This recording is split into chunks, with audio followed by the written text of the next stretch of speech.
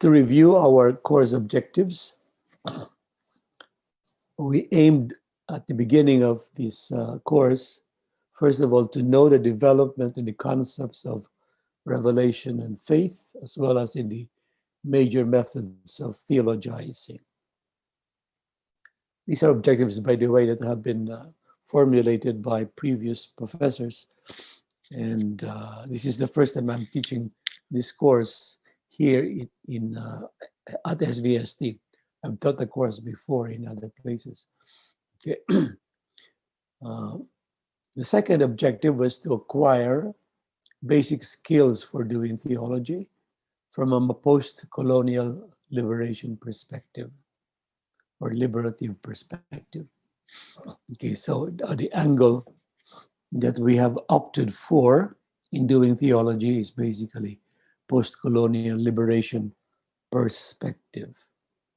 In other words, we are now talking about a world that is quite different from, let's say, the world even, say, 50 or 60 years ago, which was basically the time of the Vatican II.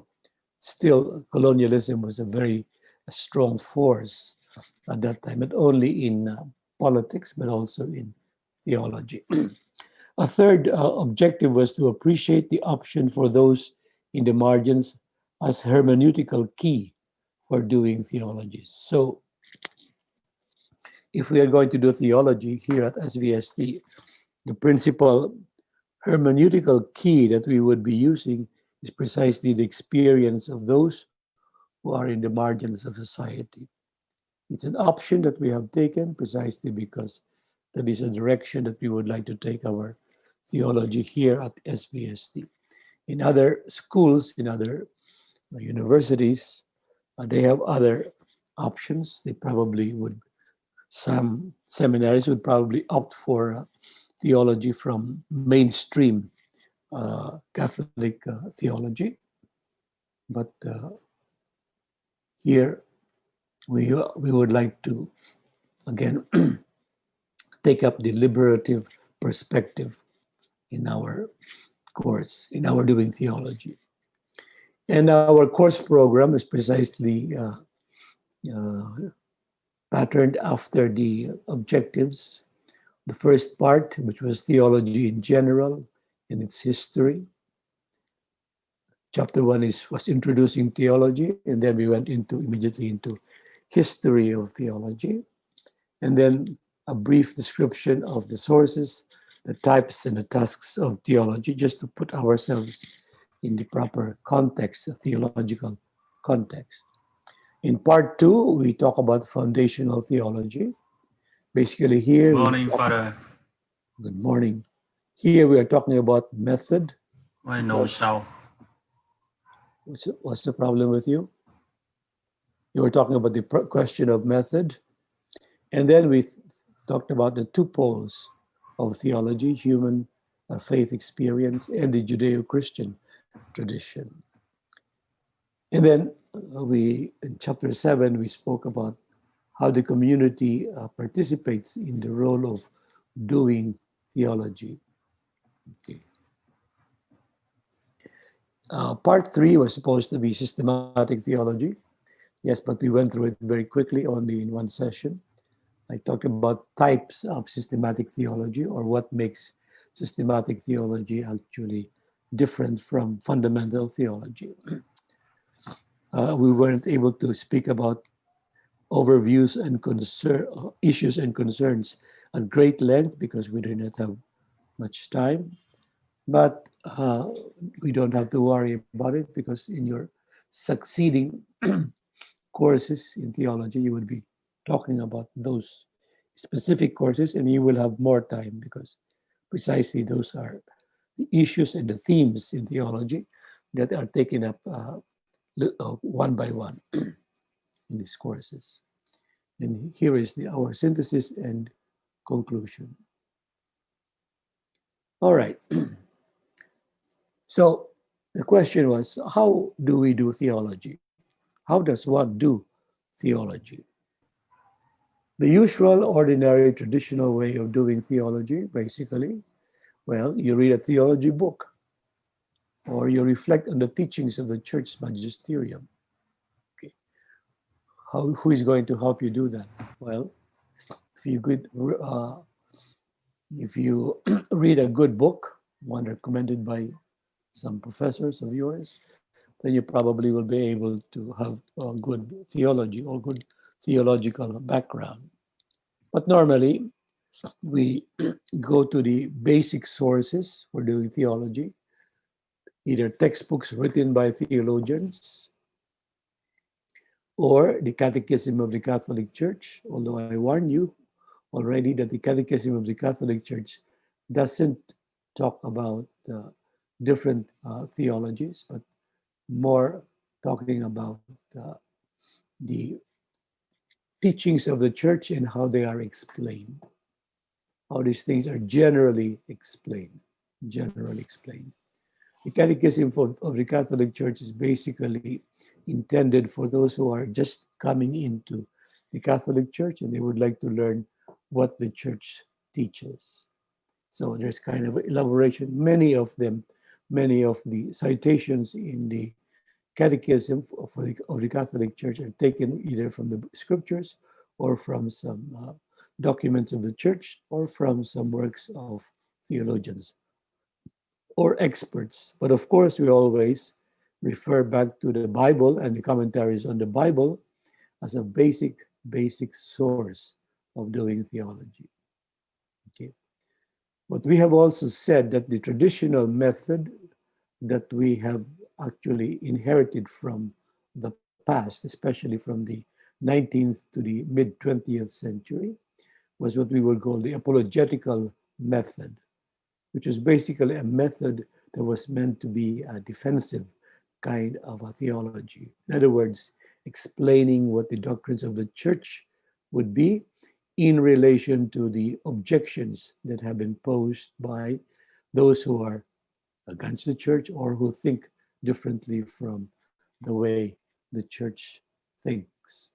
Okay, so apologetical basically is a theology that is more intended to convince the other person that if the other person is opposing or proposing a different perspective, that he is not on the right track, and that we in the Catholic Church would be on the right track.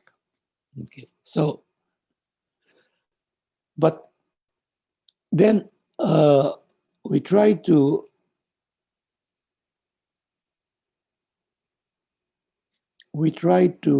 yes, are you sorry. Uh,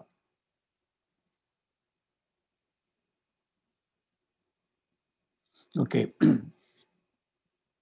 the best way to find out how we can do theology for our own times is if we were to go back to history and learn from how our forefathers, church fathers, the theologians of the past, like Augustine, Thomas Aquinas, Bonaventure, and even Luther, some of the Protestant reformers, how they did theology. What formulas did they use? And what were their conclusions from doing theology. So we went through the different stages of the history of theology or the history of the church. We said that even in the Bible, you find several theologies. There's not just one theology in the Bible. You have, for example, in the New Testament, you have Pauline theology, which seemed to dominate because that is a very theological way of presenting the Jesus event. On the other hand, you have the Gospel of John, who also proposes a different way of looking at Jesus himself or the Jesus event. And then, of course, the other evangelists, Matthew, Mark, and Luke, they also present different interpretations. But even within the different Gospels, there are also different strands of theology or ways of doing theology that were product of the reflection of some groups, some early Christian communities, and then that they have been formulated in such a way as to be acceptable to the rest of the community. We also spoke about the theologies of the early church, the church fathers especially, because that seemed to be the most authoritative after the Bible. They seem to be the most authoritative sources that we could use because they were reflecting on something that happened to them, something that happened in their not during their age, of course, but shortly uh, before they came into existence and before they started reflecting. In other words, the Bible and the early Christian communities. So the church fathers had a prerogative in the sense that they have a position which is more authoritative than later theologies, because later theologies would be simply even using some of the works of the fathers as their authorities. And we went into the medieval period where we find that it was Anselm who defined theology as fides quaerens intellectum. So, for example, when we generally define theology, we say fides quaerens intellectum, faith seeking understanding. And from our review of history of theology, we found out that it was Anselm who formulated this way of defining theology. So we owe a great debt to Anselm of Canterbury in his uh, definition of theology as fides quaerens intellectum. But of course, intellectum here, it was in relation to the use of reason or philosophy in order to be able to explain the matters of faith. This was typical or characteristic of the theologies of the medieval period, Thomas Aquinas, such that we are able to call them the scholastic theologies. By the way, there are not just one scholastic theology, there are several scholastic theologies. Thomas Aquinas, which is based on Aristotle, or using the philosophical framework of Aristotle, was a scholastic theology. But another theology, which was basically Augustinian theology, championed by the Franciscans during the time of Thomas Aquinas, was also an alternative to a scholastic theology of Thomas Aquinas.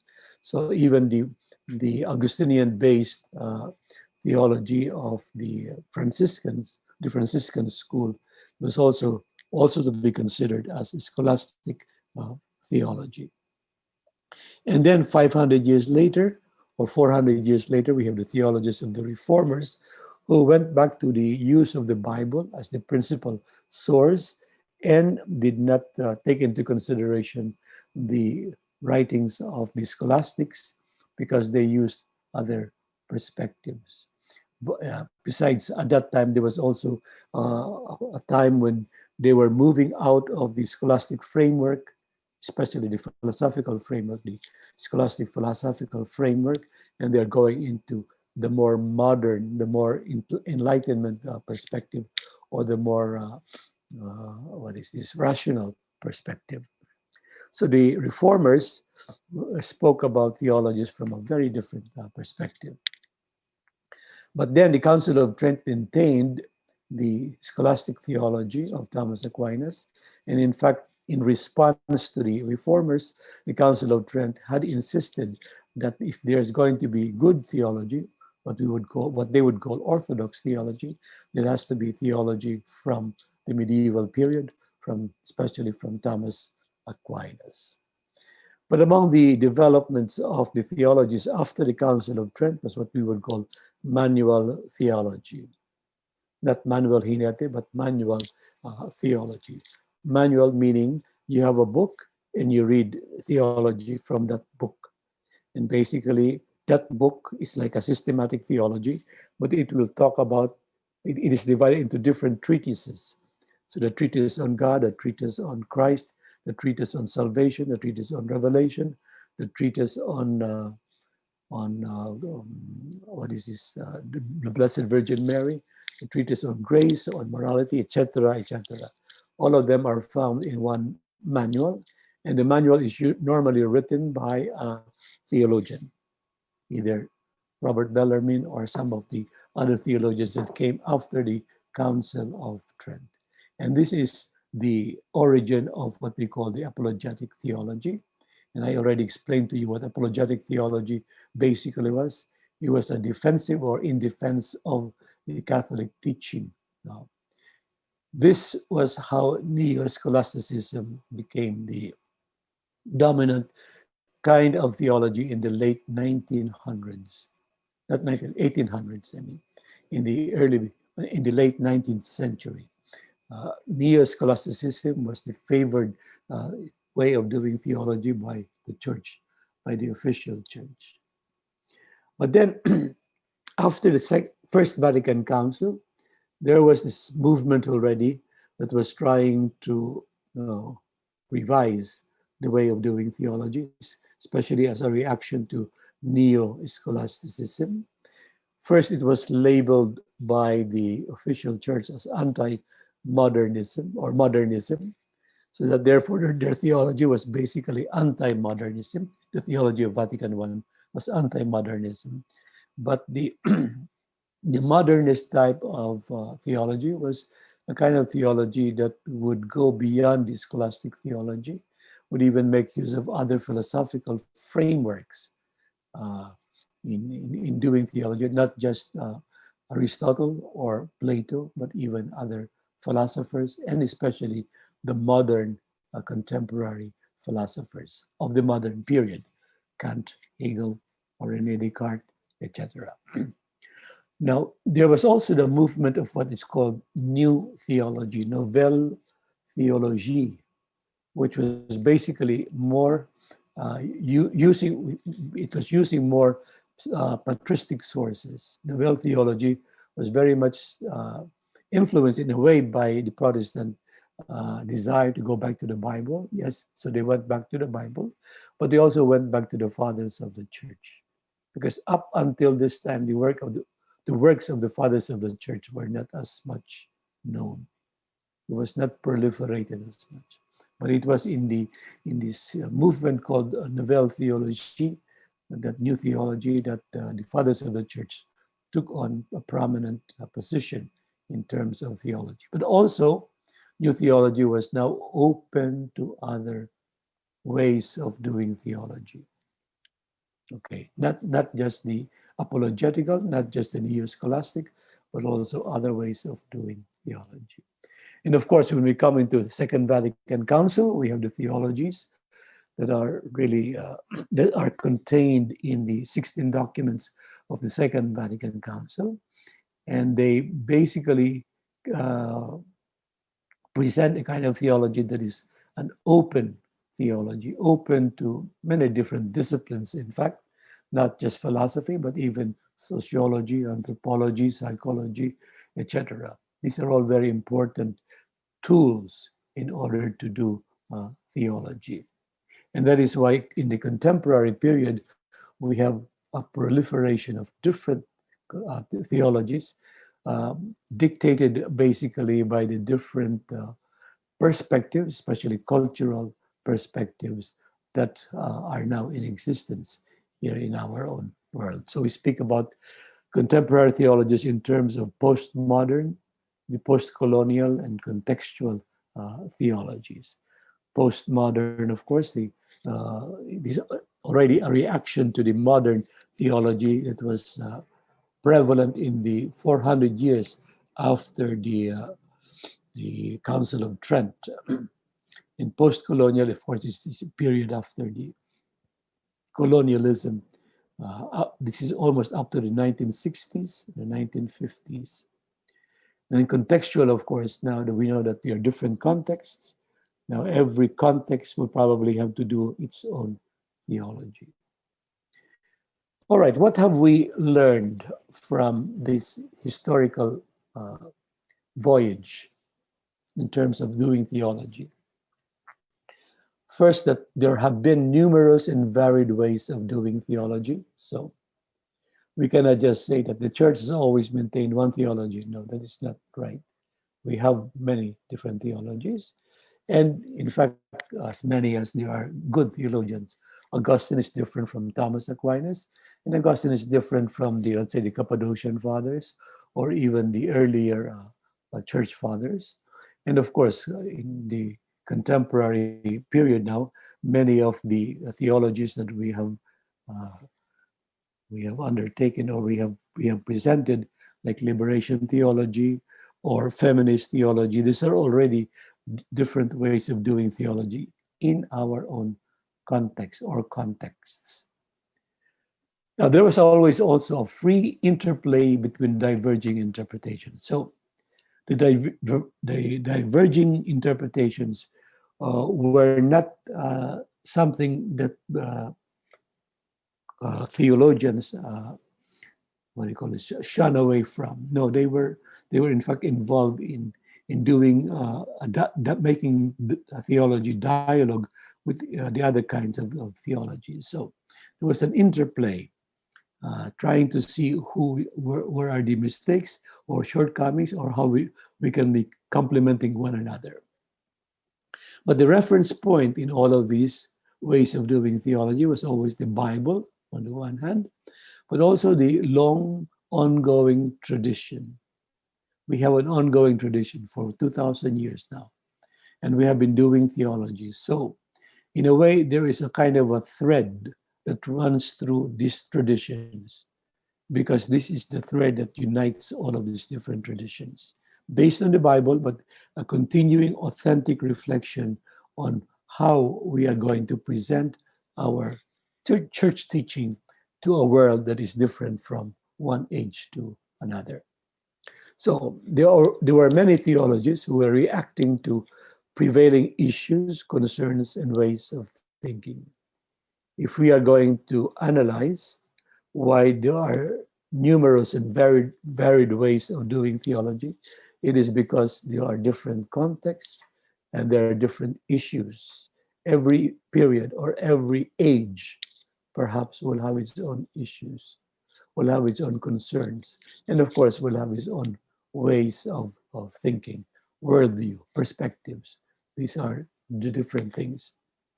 Okay, so pluralism in theology, there is a variety in theological interpretations. Pluralism in theology makes us ask, what elements do these different theologies have in common? Do they have elements? Do they have something in common? Are there vantage points from which they do theology, aside from the Bible? What is the role of the Bible, of tradition, in theology?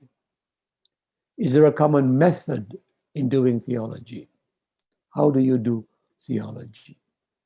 If there is, what are the steps? What steps does it have? And then the very important question, how do we ascertain the truth of one's theology? How do we know that our theology is true? It's consistent with church tradition? How do we know whether it is something that can be approved by the church? And who does it? Who articulates? Who declares? Who certifies? Who validates that this theology is truthful or not? Okay? These are questions. It is good to know that most theologies focus on a particular theme. For example, God, Christ, church, moral life, sacraments, and other articles of faith. Normally, when we speak about theology, we normally speak about theology of a specific topic.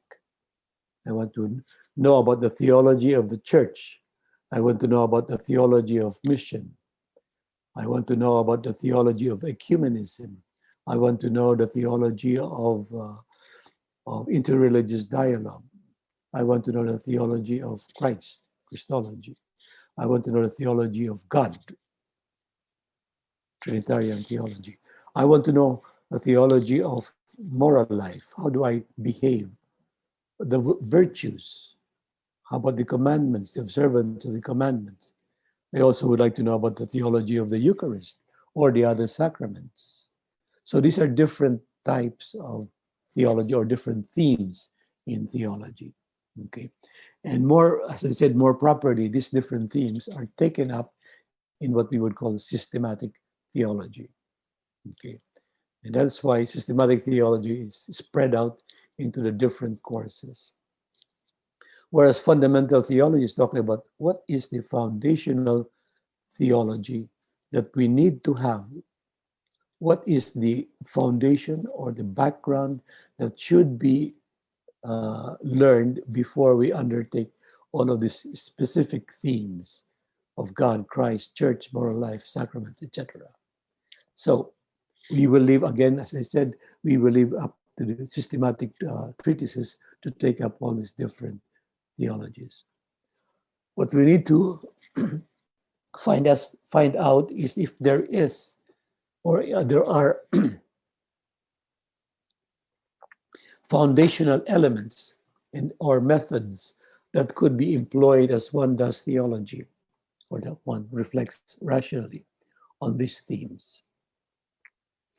What are those basic, what you would call basic elements that we need to learn in order to do theology progressively in the different themes or fields that we will be asked to handle?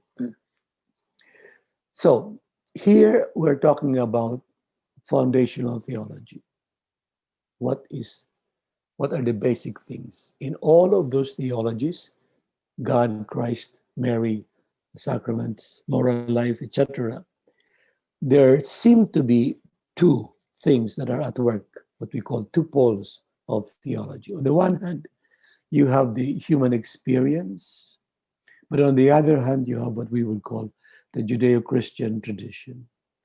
The human experience speaks about our actual experience. So, for example, what it means to be church today here in the Philippines, or what it means to be celebrating the nativity or the feast. So here and now, Misa ng Bayang Pilipino or Simbang Gabi. That is an actual experience. Now, all of our human experience, of course, are embedded in what we would call the socio-cultural, politico-economic, linguistic context or contexts. So that the way we celebrate the Eucharist is according to the traditions of a particular people, using the same language, and from a particular cultural framework that we have already inherited, not only from the church itself, but especially from our forefathers in our own native land. So Vietnamese would do theology different from a Filipino would do theology, even if both are Asians. But also, even more so, for those Asian theologians to do different theology from the Africans, the Latin Americans, the Americans, and the Europeans, and the Australians, and those from Papua New Guinea or from Solomon Islands. Okay. But again, behind this human experience is what we would call a dominant worldview or perspective. Most of it, of course, is influenced by culture, but the way of looking at reality. For example, the worldview that we now have, which is quite common, what I would call a global worldview, is the worldview of not only of globalization, but especially the worldview of fast-moving technology. That's already a common perspective. So if you are not able to keep up with the fast-moving technology, then you are left behind. You'll be just like me.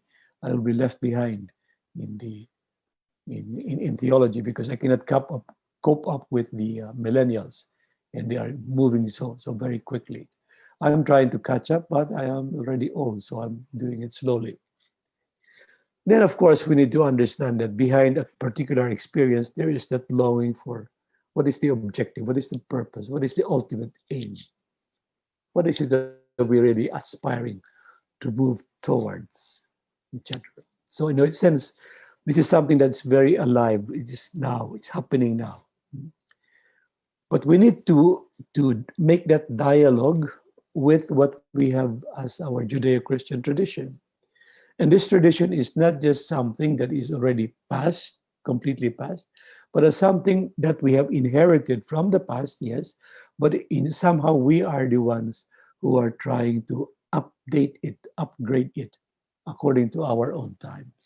But the Judeo-Christian tradition is rooted in what what we find in the scriptures, in the Bible, of course, about Jesus, or even some going all the way back to the Old Testament precedents. Okay. Now, also we have a whole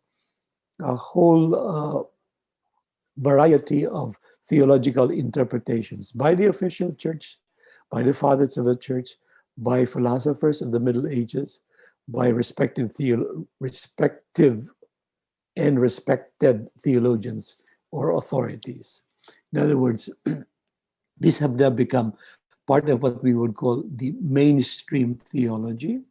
And that is why we take them into consideration, because they are important influencers, theologians. For example, in our own times, there are people who influence us. Karl Rahner, for example, has influenced us. Edward Skillebeck has influenced us. But also there are other local theologians that have influenced us here. Adani Pilario would be, Felix Wilfred of India, and of course, Latin American theologians. They have also shaped our own theology at this time. So this is still part of what we would call the Judeo-Christian tradition, because the Judeo-Christian tradition is something very alive.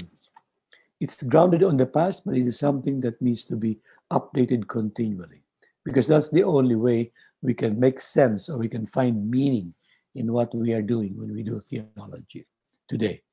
Okay.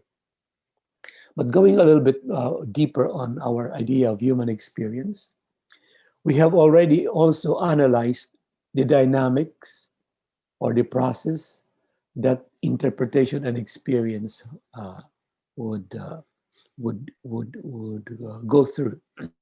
In other words, we have made mention that, in fact, when we experience, we are actually in the process also of interpreting it. This is what first level interpretation.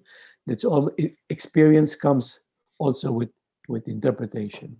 When we when we say this is a rose, or when we say this is reasonable, we have an idea of what it means to be reasonable. So, in other words, that already comes with us. And then, on a second level of interpretation, then we reflect further on how this would imply or would implicate other aspects of our own lives. So again, the correlative position of experience and interpretation. We also emphasize that language is very important when we talk about human experience, because language is a way of capturing an experience. We try to capture an experience by expressing it, but our expression of that experience is always contextual within the particular context, whether it's the context of the payatas or a context of a multilingual or multi-tribal group or country. Those are all the different contexts that we're talking about, especially linguistic context. So there will definitely be varieties and pluralism in cultural, linguistic, and historical context. Each one will be distinctive. Yet, because they are what we would call human experience, there is a way of saying or talking about a kind of a universal experience. Not universal in the sense that this is good for everybody. No, there is something about our experience, or the experience here in the Philippines, and the experience in Latin America, and the experience in Europe, that tie them together, or that ties them together. So what is it about this experience that bring them in a way together?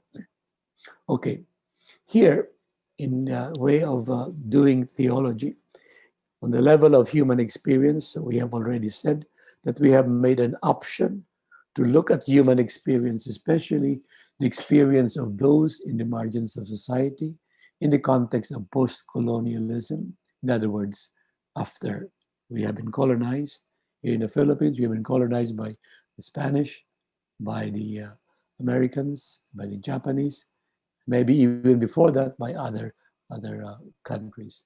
But that is the post-colonial perspective that we would like to adopt in this course. Okay, so but it is a perspective that is always in search of liberation. We are not happy with the present situation, we need to go out of this situation. And how can we do that? How can we do theology by doing that? In regard to the Judeo-Christian tradition or traditions, we know that this Judeo-Christian tradition in general is a specific kind of human experience. It is an experience that has to do with faith or with religion or with revelation. It's a human experience, but always on the level of the faith experience. And we have also said the same thing, that when we talk about faith and revelation, they are both they're correlatives. One implies the other. The faith implies revelation, and the revelation also challenges us to believe. So they are correlatives. You need to take them into consideration. And this is something that we we owe to the Second Vatican Council for clarifying this whole process itself. In the same way, again, the role of language in articulating our faith interpretations is going to be very, very decisive. Okay. Again, we said that the scripture is a primary reference point, or what we said, the norma normans non normata. Everything is referred back to the time of Jesus and what he said, his message. Okay. But there's also a very specific role played by the long tradition of theologies based on the Jesus event and the scriptures. Not just theologies of in terms of knowledge, but also theologies in terms of practice, in terms of ways of behaving, ways of conducting our Christian lives or our moral lives. Okay, so definitely we will have to admit that there will be a variety and a pluralism in faith interpretations. So now, in order to be able to bring the pole of human experience and the pole of Judeo-Christian tradition together, for us to be able to do theology today, then we need to do we need to find a method. A method. Okay. What kind of method will that be? First, it should be a method that will respect the authenticity and distinctness of human experience in a given time and place. In other words, a method that will not just generalize or universalize, but will take a look at the distinct human experience that prevails in a particular locality and with a particular group of people. In other words, as close as possible to how it is happening and where it is happening. In the same way, also, we need a kind of a method that will be consistent, essentially, on the essential things, with the Judeo-Christian tradition and major church pronouncements and traditions. In other words, something that we can point back to our traditions or the scriptures that will tell us this is something that is consistent with what Jesus Christ himself had said or had announced or proclaimed. It will not do simply to apply a particular interpretation. Let's say, I apply this interpretation because it is according to Ranner, or apply this interpretation because it's according to Cardinal Tagle, or apply this interpretation because this is according to scholastic theology. No. Applying is an important work, but we need to apply it and apply in its particular context, in a specific context. Okay, this specific context apply it to uh, the context of the rich people, for example, in a rich uh, parish like St. James in Alabang. It's a different context than if you were to apply the theology to people in Payatas. We're talking about two different types of theology. But we will use definitely theologians and authorities or schools of thought We normally would do that because sometimes they agree with our situation. Sometimes you find him more resonant with our own interpretation, our own ways of doing theology. But always there is a need to be critical in the process of doing theology. In other words, we just do not take things uh, as they are. We need to examine them. Where is this person coming from? If he wants liberation theology, why is he proposing liberation theology? If he uses womanist theology or feminist theology, why is he or she doing that? So what can be done here? You need to be critical in that sense that we need to examine as much as possible the different aspects of a particular perspective. Okay. So again, pluralism and faith articulations make us ask, uh, is it that better to just have one official articulation or pronouncement or interpretation and the one, especially the one by church authorities? Okay. Again, if we take a look at the pronouncements of the church, they're also varied pronouncements. And sometimes there's a kind of a change in our perspective. Okay. If you listen to Pope Francis, for example, when he issued the encyclical Laudato Si about caring for our creation on ecology, you would find that some of his teachings are different from what we were used to since the Council of Trent. Okay. At that time, the idea was that man is the highest of all creatures. Therefore, man has the obligation to dominate nature. Today, we no longer speak about dominating nature. We speak about respecting nature and working with nature because nature is also a creature of God. So it seems that even church teachings develop. So there's a kind of a development of dogma. But do they really develop? Or they are just expressed in a different way because they are in a different context? In what sense would we speak about a development of dogma? So these are questions that we need to ask. If other articulations are accepted, are they all truth bearing? Are they truthful? So, who is going to be more credible or more authoritative? If not, which ones? Or how do we determine which ones are and which ones are not or are less so? Are there criteria by which we can judge the truth of a faith articulation? So these are the questions that we will that are raised precisely because we allow for the pluralism or plurality of faith interpretations. Okay. The basic question is, how do we interpret and interpret correctly? Would we have criteria?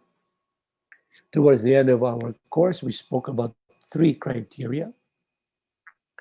One, the criterion of orientation towards life as decisive orthodoxy. In other words, if we are going to have to talk about a faith interpretation, we need to check whether that faith interpretation, first of all, aims, we talk about ultimate aim, ultimate purpose, aims towards sharing life, promoting life, or whether it's just simply what they call is uh, trying to defend the church's position. It has to be more than just defending church position. It is important to defend our church position, but we are not always in the context of answering for some opposition arguments from others. That's a context that some of us may find ourselves in, but it doesn't necessarily have to be the same context for everybody. So that is that kind of an orientation. And we also took into consideration the fact that whenever we make a faith interpretation, the use of language is important because our language are determined and influenced by our own experience, our own cultural framework, and our own worldview or perspective. That is one criterion for correct interpretation. So we ask ourselves, is this life-giving? Is this life-promoting? Or is it something that destroys life? If it's something that destroys life, then we say there is something wrong with that interpretation. Okay? If it tends to discriminate, if it tends to make people better than others, then there is something wrong with that. Okay?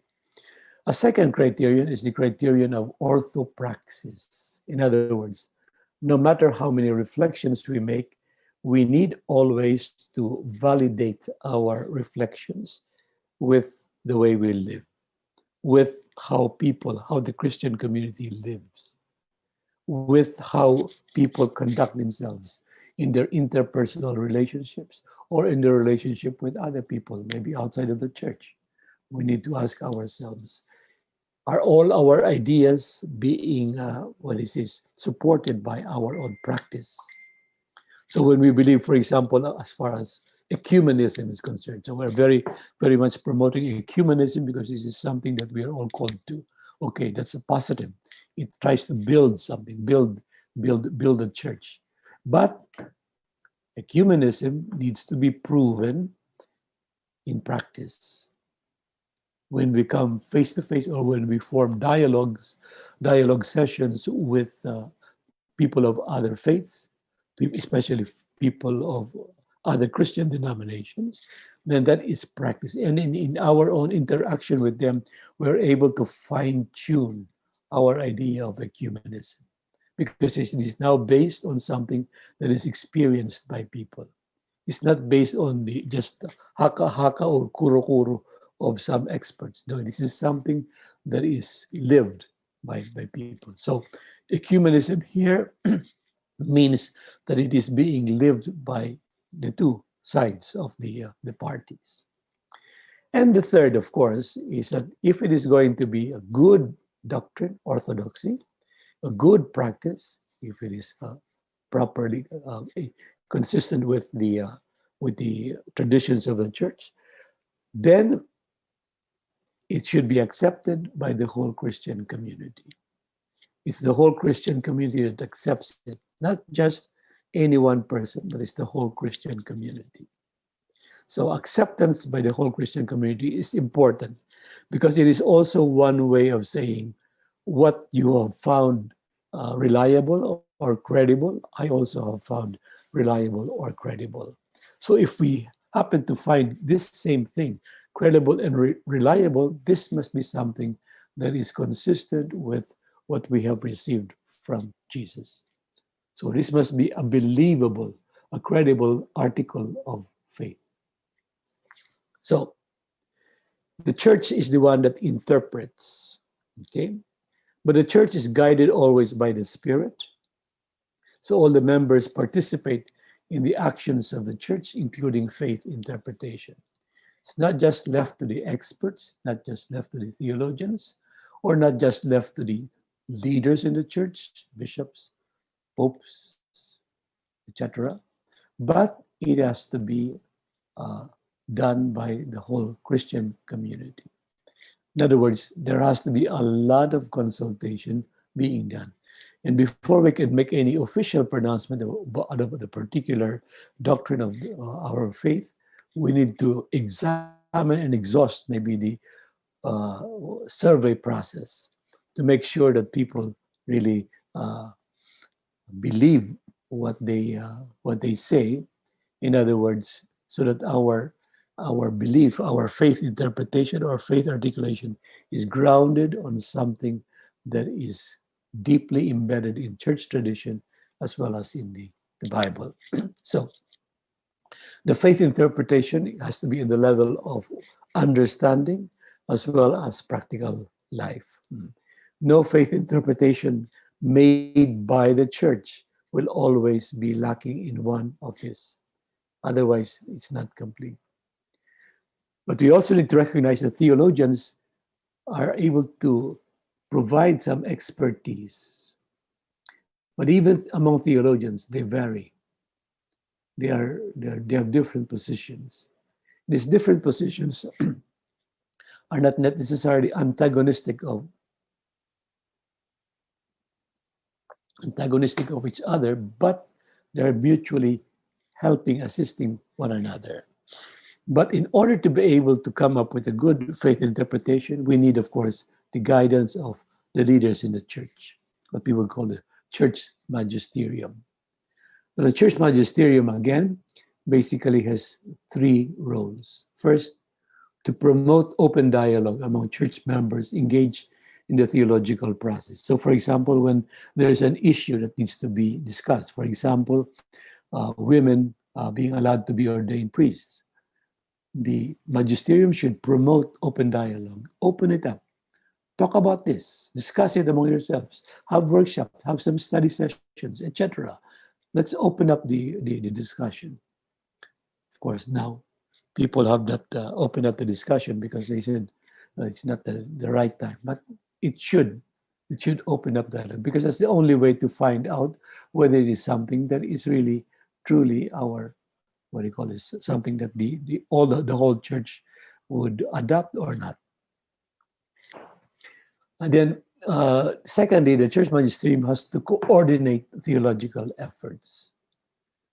In other words, okay, coming from the southern hemisphere, dialogue with the people coming from the northern hemisphere. Women, dialogue with men. Poor people, dialogue with rich. The leaders, dialogue with the ones who are your disciples or your followers. Okay. And thirdly, of course, to regulate the use of theological language. In other words, there are certain expressions, interpretations that the church will have to say, this may not be consistent with what we have in the church. Maybe we could change a particular phrase so that we will not endanger a previous teaching of the church to be questioned. Okay, so that's the way of regulating the use of theological language. There are certain ways of expressing that may border along what we would call quote unquote heretical lines. And because of the long tradition that we have in the church, there are so many things that have already been said. Many of the wrong things that we are saying now are precisely have been answered by the church at some time or another in its history. That's why some ideas were not acceptable to the church because it endangered, or some of them would endanger the orthodoxy of the church. Now, there's an expression in regard to the magisterium in the way of finding out whether this is acceptable or not acceptable, and that is sensus fidelium, the sense of the faithful, the sense of the believers. In other words, if you believe, then you know that the Holy Spirit is with you. But if you believe and you continue to dialogue with others, then you stand a very good chance of coming up with an idea of a teaching or an interpretation that will be shared by others. Okay, so that's the important role of the church in terms of uh, ascertaining whether a particular uh, interpretation is valid, is truthful, is credible, is meaningful. Okay. And now we finished by saying, thanks be